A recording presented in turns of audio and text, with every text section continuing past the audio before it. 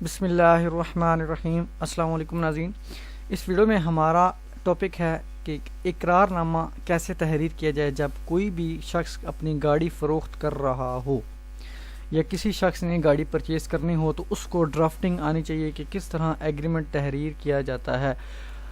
مثال کے طور پر اب آپ نے کوئی گاڑی خریدنی ہے اور آپ کے پاس کوئی قریب میں اسٹام وینڈر نہیں ہے اور نہ ہی کوئی وثیقہ نویس ہے۔ کئی صورتحال میں ایسا بھی ہوتا ہے کہ اسٹام پیپر پاس ہوتا ہے، ایشو کروایا ہوتا ہے، لیکن تحریر نہیں ہوئی ہوتی۔ تو اس صورت میں آپ خود بھی لکھ سکتے ہیں، چاہے تو کمپیوٹر سے تحریر کر کے پرنٹ دے دیں اور چاہے تو ہاتھ سے بھی لکھ لیں۔ تو ڈرافٹنگ اس کی ایسے ہوگی، اور اگر اسٹام پیپر بھی نہیں ہے تو آپ سمپل تحریر جو ہے وہ لکھ سکتے ہیں سادے کاغذ پر، لیکن اس پہ گواہوں کے نام، ولیت، ان کے شناختی کارڈ نمبر اور ان کے سگنیچر اور تھم امپریشن، اور ان دونوں فریقین کے تھم امپریشن اور سگنیچر بھی ضروری ہیں تاکہ کسی سٹیج پہ مسئلہ مسائل نہ بنے۔ ڈیٹس وغیرہ ضرور لکھی جائیں۔ تو سٹارٹ کرتے ہیں۔ فرسٹ پہ ہم لکھیں گے اقرار نامہ بابت فروخت کی گاڑی۔ اب یہ اقرار نامہ کس چیز کا ہے؟ فروخت کی گاڑی کا، تو اوپر ہیڈنگ آ گئی، جس کی طرف سے ہے جو سیل کر رہا ہے اس کا نام پہلے آئے گا۔ اور ایک اور چیز، اگر اسٹامپ پیپر آپ نے ایشو کروانا ہے، اسٹامپ پیپر پر کر رہے ہیں تو اس شخص کی جانب سے کروایا جائے جو سیل کر رہا ہو گاڑی، کیونکہ وہ ایڈمٹ کرے گا، وہ اسٹامپ فروش کے پاس جائے گا، سگنیچر کرے گا، تو تبھی جو ہے وہ ویلڈ ڈاکومنٹ تصور کیا جائے گا کہ واقعی ہاں اس کی بھی انٹینشن تھی، یہ خود گیا تھا اور اس نے سیل گاڑی کروانے کے لیے اسٹامپ پیپر ایشو کروایا، اور اس کے بعد بھی جو ایگریمنٹ تحریر اور تکمیل ہو۔ یہ بات کی بات ہے، اگر کوئی مسئلہ مسائل بنے تو تب یہ جو اس کو پروف کرنا پڑتا ہے۔ تو سیکنڈ پہ اس کا نام، شخص کا نام آئے گا بحق میں، جو شخص خریدار ہوگا اس گاڑی کا، اور وہ فریق دو میں آ جائے گا اور سلیش میں خریدار بھی لکھا جائے گا۔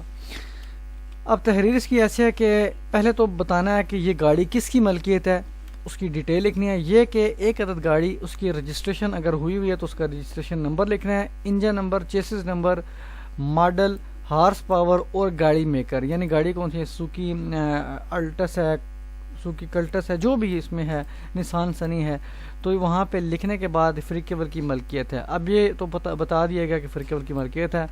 اب فریق اول نے یہ جو گاڑی ہے وہ کس کو فروخت کر دی ہے اس ایگریمنٹ کے تحت؟ فریق اول نے گاڑی مذکورہ بالا اتنے روپے میں 8,25,000 روپے سکہ رائج الوقت حکومت پاکستان، یعنی پاکستان کی کرنسی کے مطابق جو 8,25,000 روپے پاکستان کا لکھ رہے ہیں کہ جو پاکستانی روپے ہیں، اس میں فروخت کر دی فریق دوم کو۔ یہ کہ فریق دوم نے فریق اول کو کل زر سمن یعنی ٹوٹل رقم سالم اکٹھی یکمشت کتنی 8,25,000 روپے مورخہ ڈیش کو ادا کر دی ہے۔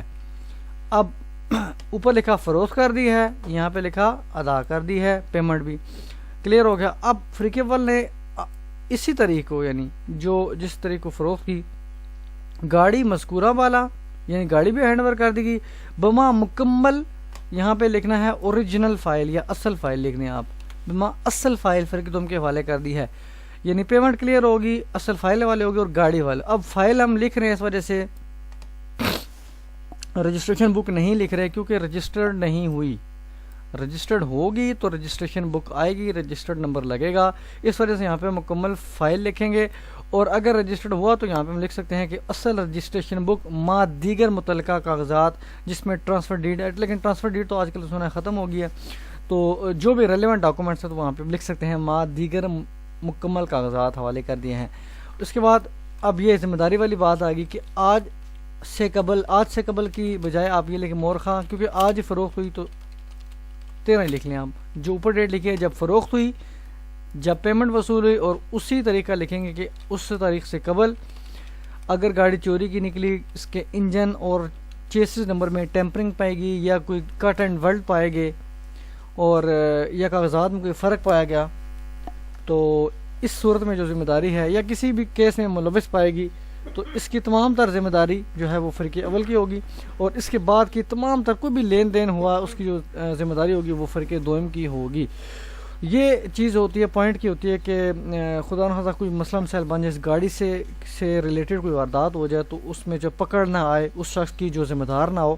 اگر اب یہاں پہ جو ہم نے ڈیٹ لکھی تو پرانی لکھی تھی، تو یہاں پہ ہم یہ لکھ سکتے، اس کو کاپی پیسٹ کر سکتے ہیں کہ اس تاریخ کو، کیونکہ ہینڈ اوور ہوئی، اور ہینڈ اوور کے بعد کی جو ڈیٹ ہوگی وہ یہاں پہ لکھی جائے گی۔ کیونکہ جب ہینڈ اوور ہو گئی تو اس کے بعد فرقہ دوم ہی ذمہ دار ہوگا.